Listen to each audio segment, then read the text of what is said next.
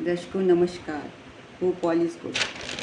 दर्शकों आज बात कर लेते हैं केपी एस्ट्रोलॉजी के बारे में कि केपी एस्ट्रोलॉजी कैसे शुरू हुई और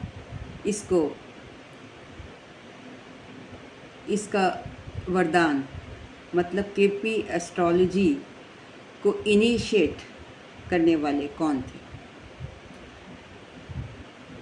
देखिए, चेन्नई में एक बहुत बड़े एस्ट्रोलॉजर हुए हैं जिनका नाम था कृष्णा मूर्ति। उन्होंने एक कृष्णा मूर्ति पद्धति, जिसको केपी एस्ट्रोलॉजी के नाम से जाना जाता है, वो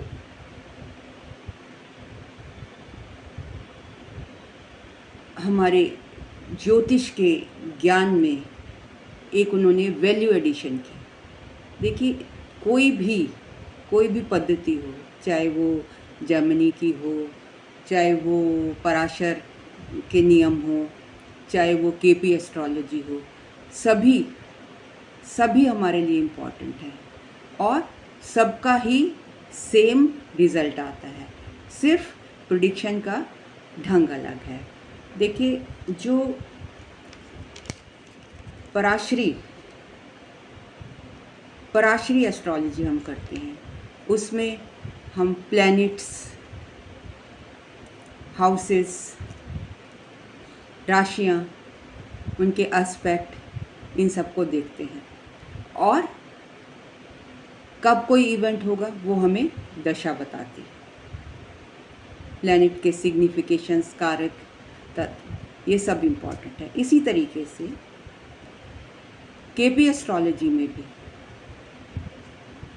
एवरीथिंग इज़ इन्वॉल्व, मतलब कारक तत्व, सिग्निफिकेशंस, राशियाँ सब इन्वॉल्व होती हैं।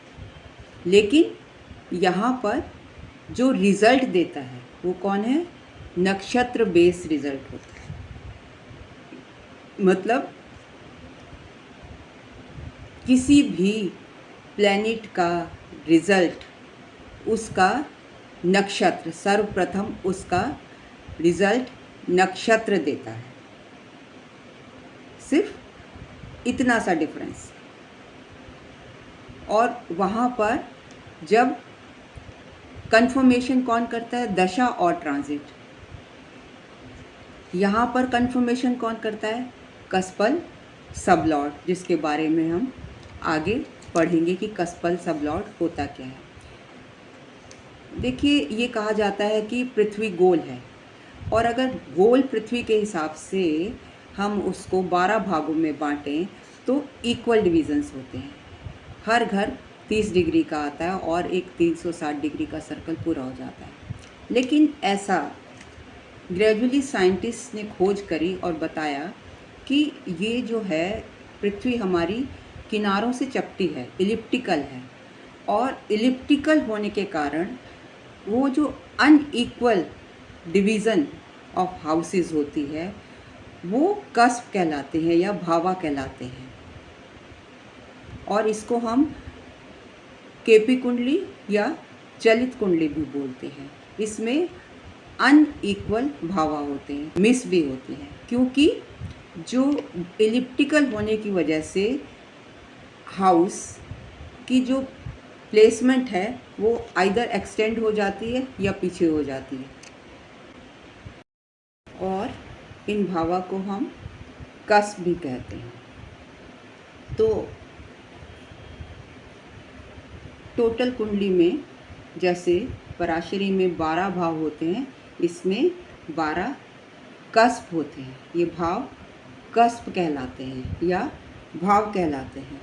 तो आइए जानते हैं, बिफोर गोइंग इनटू डिटेल, हम पहले कि ये कस्प 12 के 12 कस्प, इनके क्या सिग्निफिकेशन है, ये हमें किस तरीके से क्या रिज़ल्ट देंगे, इनके जब तक हमें किसी कस्प का सिग्निफिकेशन नहीं पता होगा तो हम उसके बारे में रिज़ल्ट कैसे प्रेडिक्ट करेंगे। इसलिए इन कस्प के बारे में जानना भी ज़रूरी है।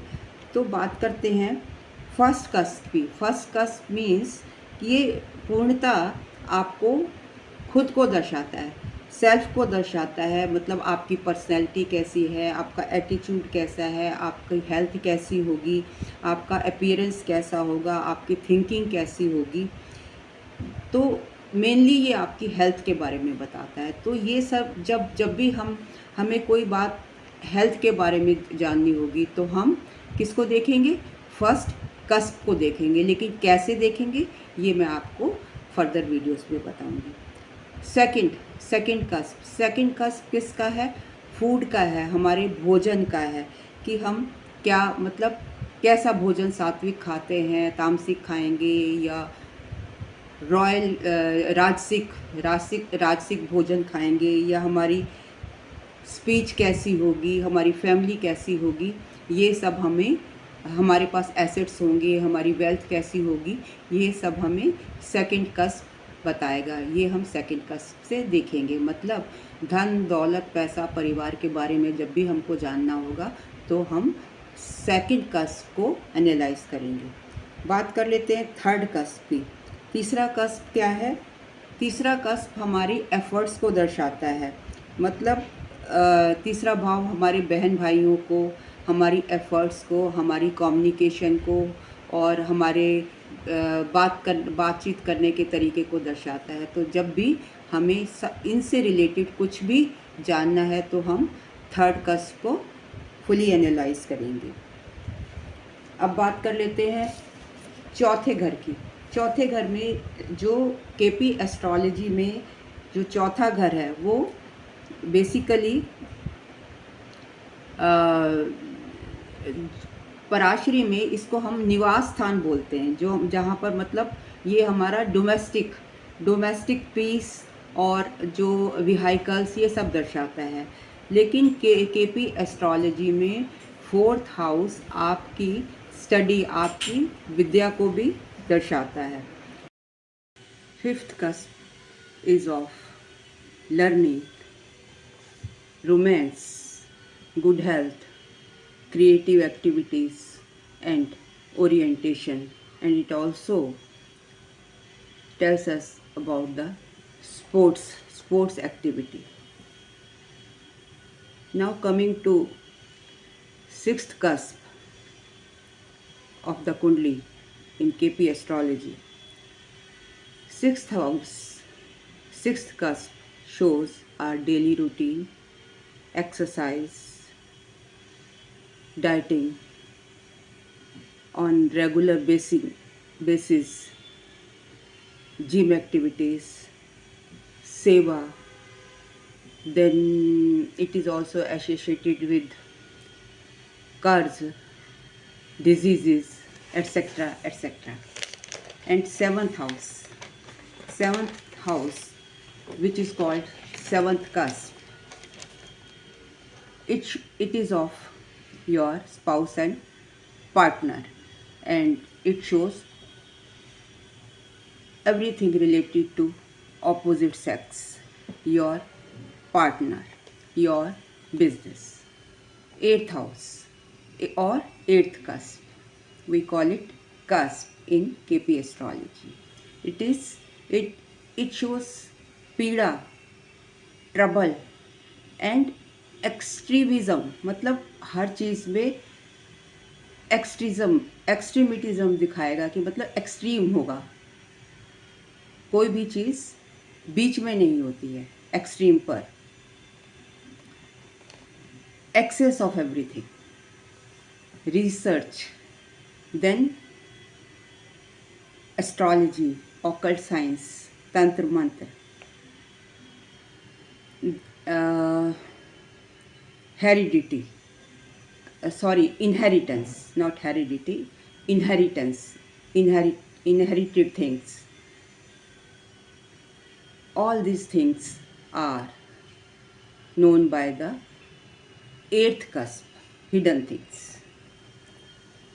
Then coming to ninth cusp, it is of religion and spiritualism,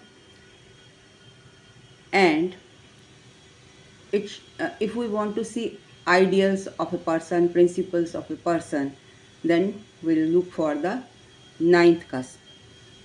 10th cusp, it will tell us about the career orientation, and the authority of the person. 11th cusp.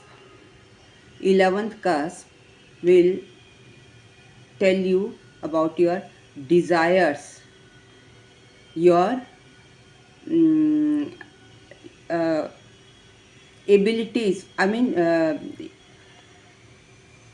your desires, and with your abilities you are able to fulfill it. If you want to see anybody's desires, gains, then you will look for 11th cusp. And 12th cusp, it shows isolation and weakness of the person, means if also meditation. If you want to see all these things, you will look for the 12th cusp. So this was in very brief about the cusp.